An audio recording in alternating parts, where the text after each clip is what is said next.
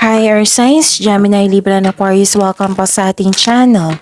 This is all about love. At ito lang yung Daily Gabay Tarot Love Reading for July 5, 2024. Okay? Para po ito sa lahat ng single, kay crush, may relasyon, buhay mag-asawa, friends and family connection. Please be reminded, kung naka-resonate kayo, comment down. Kung hindi kayo naka-resonate, ibigay nyo po sa iba kasi general reading po ito. Okay? And please like, subscribe, and click the button for notification para updated po kayo sa Daily Tarot Love Reading natin. Maraming salamat po. Kung may narinig kayong ingay, maingay po ngayon ng ating kapitbahay. So, focus kayo sa mensahe ngayon. Oo. Tapos, huwag kayong magpa-distract. Okay? Kasi, don't worry kasi nakafocus ako sa reading natin ngayon. Maraming salamat po. So, this is for you, Gemini, Libra, and Aquarius ngayon, July 5, 2024. Isipin niyo po yung person niyo. Alamin natin kung ano yung gusto niyang sabihin sa inyo ngayon. Okay? Spirits guides, ano po yung gustong sabihin ng person ni Air Signs, Gemini, Libra, and Aquarius? Ano po yung gusto niyang sabihin kay Air Signs, Gemini, Libra, and Aquarius? Please forgive me, I know I messed up. Gusto niyang humingi ng sorry sa inyo, oh. Humingi siya ng sorry sa inyo. Alam niya yung kasalanan niya sa inyo, sa inyong connection. The thought of you drive me crazy. Wow. So, in love na in love. Hindi siya mapakali. And, gusto niya talagang humingi na sorry sa inyo. I am sorry. I am so sorry for messing everything up. You deserve so much more. Okay? So, please forgive me. I know I messed up. Oh, I am sorry for messing everything up. You deserve so much more. So, nagsisisi itong taong ito. Isip-isip ka niya lagi. Okay?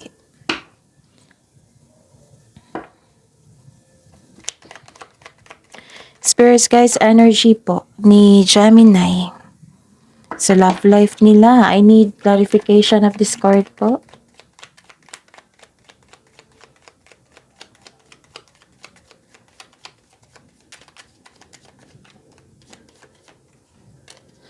Challenges na ma-overcome po ni Gemini, Libra, and Aquarius ngayong July 5, 2024.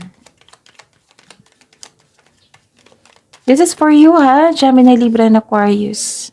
Parang may nasabi ako kanina na Gemini. So, sa tatlong signs ito, Gemini, Libra, and Aquarius. Huwag kayong magtampo. Okay? The clarification of this card, challenges na ma-overcome po about sa love life nila.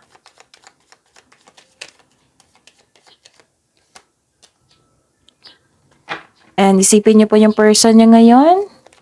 Spirits guys, ano po kamusta po ang feelings ng person ni Gemini, Libra, and Aquarius ngayong July 5, 2024?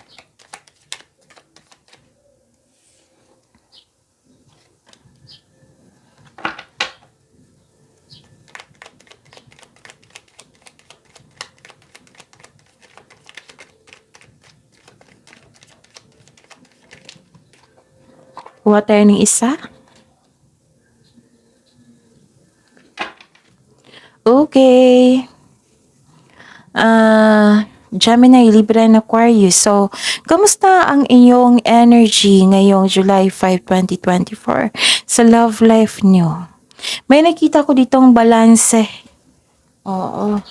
Balanse. Pwedeng nag-spend time ka sa inyong family ngayon na sa isang tao na nagbigay sa inyo ng inspiration and motivation. Okay? May sinasabi rin dito na sa mga single dito, magkakatagpo ka ng partner through friends connection. Oh, may idea ka na ha? Sa mga may relasyon sa buhay mag-asawa, this card tells you na mas mag-grow pa ang inyong relasyon. May plano kayong mag-travel o mag-decorate kayo sa bahay. Sa inyong bahay, pwedeng renovation, decoration, ngayon. Confident naman kayo dito sa inyong relasyon. Pero, may nakita ko ditong pahinga. Kasi may nasabi ako dito about bakasyon, right? Nagkaroon ng rest dito, pagsisaya sa sarili. Sa mga single dito, some of you ayaw nyo munang makipagrelasyon or magtanggap ng date. Gusto mo nang mapag-isa, mapag-isip ng mabuti. Lahat ng signs to. Gusto nyo mag-isa, mag-isip ng feelings nyo, evaluate yung feelings nyo, evaluate yung priorities nyo, and focus on yourself. Para sa mga may relasyon sa buhay mag-asawa, nakaramdam ka ng pagod o stress dahil siguro nagkaroon ng hindi pagkakaunawaan, nag-decide kayo na mag-put space para makapag-isip ng mabuti. So, some of you. Okay? So, ano yung challenges na ma-overcome nyo? Gemini, Libra, and Aquarius. May nakita ko ditong nagkaroon ng truth seeking. Yung assertiveness, paninindigan. May isang tao dito na humahabol sa iyo ng labis. So, this is the connection of your cards here.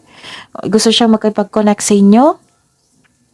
Pwede din sa mga single to na parating na energy na very aggressive. It might be this is you or ang inyong person is an air signs. Pwede. Kung pwede. So this card asks you to listen to your intuition. Kasi ang sabi kasi dito kung mabilis ang action, baka sobrang bilis din pagkawala. Ganun. So, dahan-dahan lang po, kilalanin nyo muna ang bagong tao. Sa mga buhay mag-asawa, sa mga may relasyon,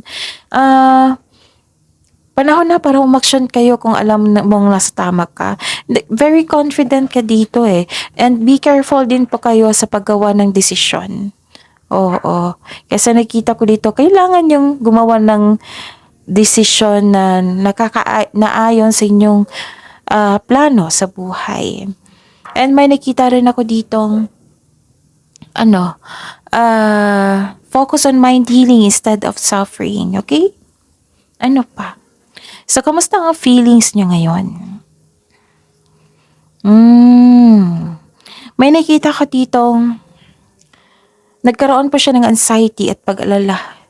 Dito pa lang worried na siya, di ba?